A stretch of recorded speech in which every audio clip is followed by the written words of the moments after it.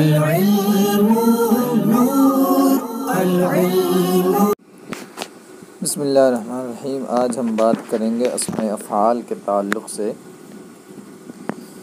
اسماء افعال کو آپ سمجھ لیں پہلے کسے کہتے ہیں۔ اسماء افعال تعریف تو ہم نے لکھی رکھی ہے، تعریف سے ہی سمجھ میں آ جائیں گے۔ وہ اسماء جو فعل کے معنی میں ہوں، ٹھیک ہے۔ کچھ اسماء ایسے ہیں جو فعل کے معنی میں پائے جاتے ہیں عربی زبان میں، ٹھیک ہوتے تو وہ اسم ہے لیکن معنی ان میں فعل والا ہوتا ہے، یعنی اسم کی علامتیں ہوتی ہیں اس میں، ٹھیک ہے، لیکن معنی فعل والے ہوتے ہیں۔ فعل چونکہ فعل ہوتے نہیں ہیں کیونکہ فعل کی تو گردانیں ہوتی ہیں اور ان کی گردان وغیرہ نہیں ہوتی ہیں۔ بہرحال وہ اسماء جو فعل کے معنی میں ہو، یہ تین طرح کے اسماء ہیں، ٹھیک ہے۔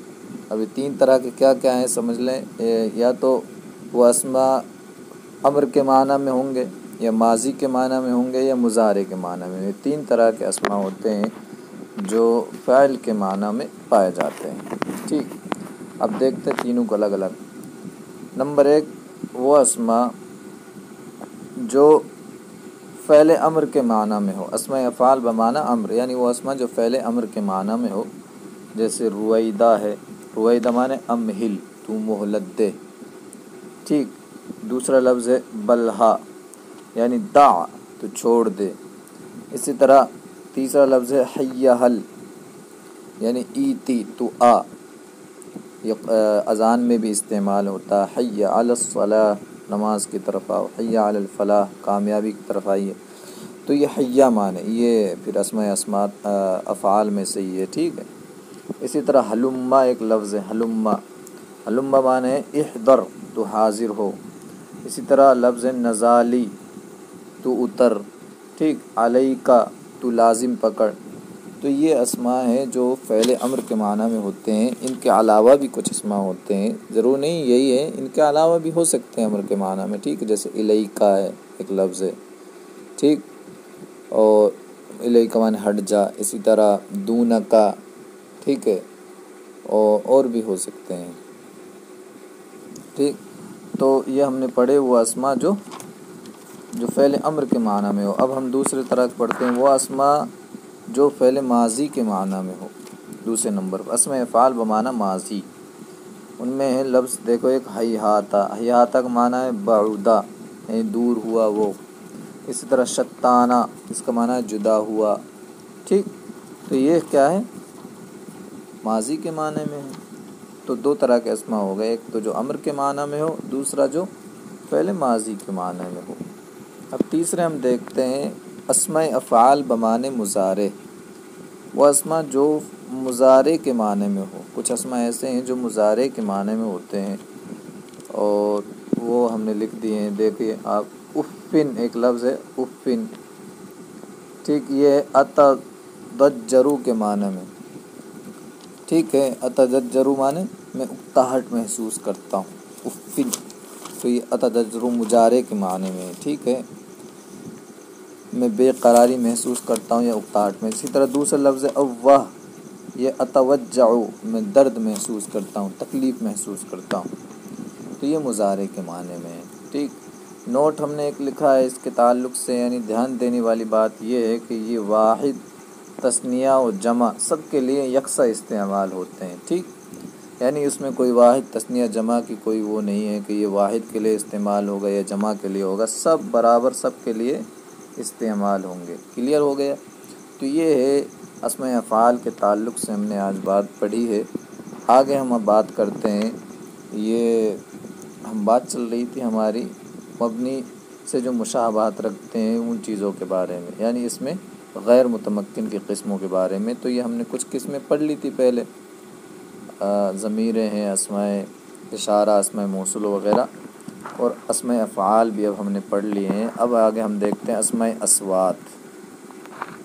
سب سے پہلے دیکھو معنی سمجھ لیں، صوت کہتے ہیں آواز کو، صوت، اسی کے جمع ہے اصوات، یہ جمع مکسر ہے اس کی، ٹھیک۔ تو ٹھیک ہے، تو یہ صوت کی جمع ہے اسماء اصوات، یعنی کچھ ایسے اسم ہوتے ہیں جو آوازیں ان میں ہوتی ہیں۔ اب اس کی ہم نے تعریف لکھ لی ہے، لیکن اس کو سمجھ لیں کبھی کبھی ایسے طبی طور پر کچھ آواز نکلتی ہے انسان کے منہ سے، یعنی بیماری کی حالت میں کوئی آواز نکلتی ہے، جیسے ہم بیمار ہوتے ہیں آہ آہ نکلتا ہے، ٹھیک اسی طرح کسی ہم جانور کو بلانے کے لیے بہت سارے الفاظ استعمال کرتے ہیں، جیسے ہمارے یہاں کتے کو بلانے کے لیے ایک لفظ بولتے ہیں تی تی بولتے ہیں، تی تی تی کرتے ہیں تو کتا آنے لگتا ہے، پاس میں آنے لگتا ہے، تو یہ اردو کی بات ہے۔ اسی طرح عربی میں بھی بہت سارے لفظ ہوتے ہیں جو الگ الگ مختلف جانوروں کو بلانے کے لیے ہوتے ہیں، جانوروں کو بیٹھلانے کے لیے ہوتے ہیں۔ اسی طرح کسی جانور کی آواز نکالنے کے لیے بہت سارے لفظ ہوتے ہیں، جیسے ہم بلی کی آواز نکالتے ہیں نا، میاؤں میاؤں، بلی کی آواز نکالتے ہیں، میاؤں میاؤں کرتی ہے بلی، اس طرح عربی میں ہوتے ہیں کچھ الگ مختلف آوازیں ہوتی ہیں نکالنے کے لیے، تو وہ اس ایسے اسماء کو کہتے ہیں اسماء اصوات۔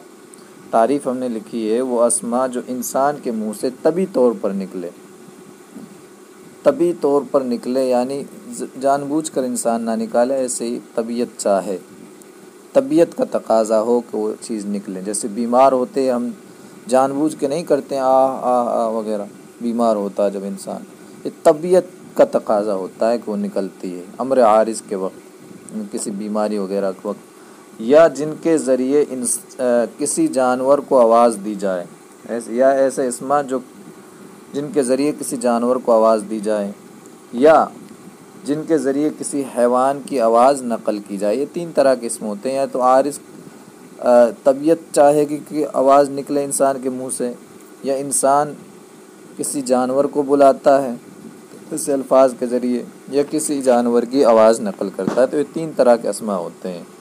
ہم نے کچھ اس میں سے لکھ دیے جو مشہور ہے، اور وہ یہ ہیں، دیکھیں یہ انسان کے منہ سے نکلتی ہے، طبیعت چاہتی ہے، جب بیمار ہوتا ہے نا، وہ کھانسی وغیرہ ہوتی ہے، دیکھو جان بوجھ کے تو نہیں نکالتے ہیں، طبیعت کا تقاضا ہوتا ہے جب نکلتی ہے۔ اسی طرح اف لفظ نکلتا ہے جب پریشانی کی حالت ہوتی ہے نا، تو ہم کہتے ہیں اف، یہ عربی میں بھی استعمال ہوتا ہے، ٹھیک۔ اسی طرح بخا بخا، یہ بہت خوشی کے وقت یہ لفظ نکلتے ہیں، یہ دو لفظ بخا بخا، جب بہت خوش ہوتا ہے جیسے ہم کہتے ہیں واہ واہ واہ کیا بات ہے، تو عربی میں اسی طرح بخا بخا استعمال کرتے ہیں، ٹھیک۔